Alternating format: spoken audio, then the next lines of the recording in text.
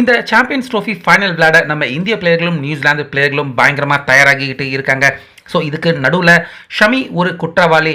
அவர் கண்டிப்பாக இந்த champions trophy ஃபைனலில் விளையாடக்கூடாது, அவர் மேலே நடவடிக்கை எடுக்கணும் அப்படின்னு திடீர்னு பாகிஸ்தான் முன்னாள் ஜாம்பவான்கள் எல்லாருமே ஷமி அவர் மேலே தற்போது கொந்தளிச்சு போய் அவரை கண்ணா பின்னான்னு பாகிஸ்தான் முன்னாள் ஜாம்பவான்கள் எல்லாருமே தற்போது திட்டி தீர்த்துக்கிட்டு இருக்காங்க. அப்படி ஷமி அவரை முன்னாள் பாகிஸ்தான் ஜாம்பவான்கள் எல்லாருமே பயங்கரமாக திட்டி தீர்க்கக்கூடிய அளவுக்கு என்னதான் நடந்திருக்கு அப்படின்னு பார்த்தீங்கன்னா, ரம்ஜான் நோன்பு ஒவ்வொரு முஸ்லீம்களுமே அவங்க கண்டிப்பா கடைபிடிக்கக்கூடிய ஒரு சம்பிரதாயமாக இருக்கு. ஷமி அவர் ஒரு முஸ்லீம் அப்படிங்கிறது நம்ம எல்லாருக்குமே தெரியும். ஆனா ஷமி சமீபத்தில் அவர் சொல்லியிருந்தாரு, நான் சாம்பியன்ஸ் ட்ரோஃபில இந்திய அணிக்காக செயல்பட்டுக்கிட்டு இருக்கிறதால இந்த ஆண்டு ரம்ஜான் நோன்பை நான் கடைபிடிக்க போவதில்லை, என்னுடைய மதத்தையும் தாண்டி என்னுடைய நாட்டுக்காக நான் செயல்பட வேண்டியதுதான் எனக்கு முக்கியமான விஷயம் அப்படிங்கிற மாதிரி ஷமி அவர் பேட்டி கொடுத்து ரம்ஜான் நோன்பை நான் கடைபிடிக்க போவதில்லை அப்படின்னு தெரிவிச்சிருந்தாரு.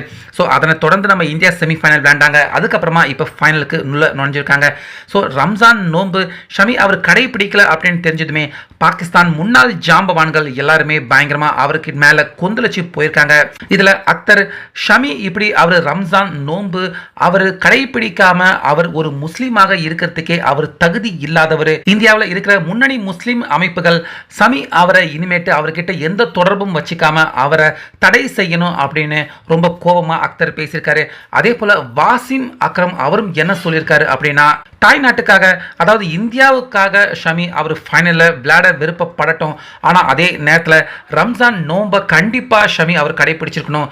எங்களுக்கே கூட இந்த மாதிரியான சூழ்நிலை பல வாட்டி வந்திருக்கு, ஆனால் அந்த இடத்துல நாங்கள் ரம்ஜான் நோன்பையும் கடைபிடிச்சிருக்கோம், நாட்டுக்காகவும் விளையாண்டுருக்கோம், ஏன் ஷமி அவரால் இரண்டையுமே செய்ய முடியாதா அப்படின்னு வாசிம் அக்ரம் ஷமி மேலே காட்டமாக பேசியிருக்காரு. அதே போல் ரமீஸ் ராஜா ஷமி இனிமேட்டு அவர் ஒரு முஸ்லீமாக இருக்கக்கூடாது, எப்போ இப்படிப்பட்ட முக்கியமான ரம்ஜான் நோன்பையே அவரால் கடைபிடிக்க முடியலையோ அவர் இனிமேட்டு முஸ்லீமாக இருக்க தகுதியை இழந்தவர் அப்படின்னு குறிப்பிட்டிருக்காரு.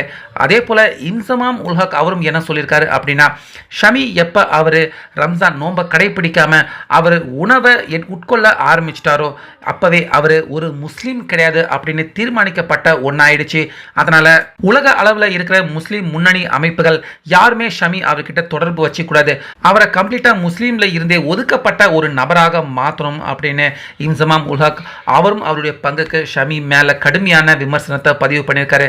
ஸோ ஓவராலா நம்ம நாட்டுக்காக ஷமி அவர் தன்னுடைய அந்த முஸ்லீம் நோன்பை இந்த ரம்ஜானை ஒட்டி அவர் கை விட்டுட்டு நம்ம இந்தியாவுக்காக ஃபைனல்ஸ் விளையாடுறதுக்காக தீவிரமாக ப்ரிப்பேர் ஆகிட்டு இருக்காரு. ஸோ அவருடைய சிந்தனையை கலைக்கும் விதமாக தற்போது பாகிஸ்தான் பிளேயர்கள் இந்த மாதிரி அவரை விமர்சனம் செய்கிறாங்க அப்படின்னு கிரிக்கெட் ஜாம்பவான்கள் எல்லாருமே பாகிஸ்தான் முன்னாள் ஜாம்பவான்களை பயங்கரமாக திட்டி தீர்த்துக்கிட்டே இருக்காங்க.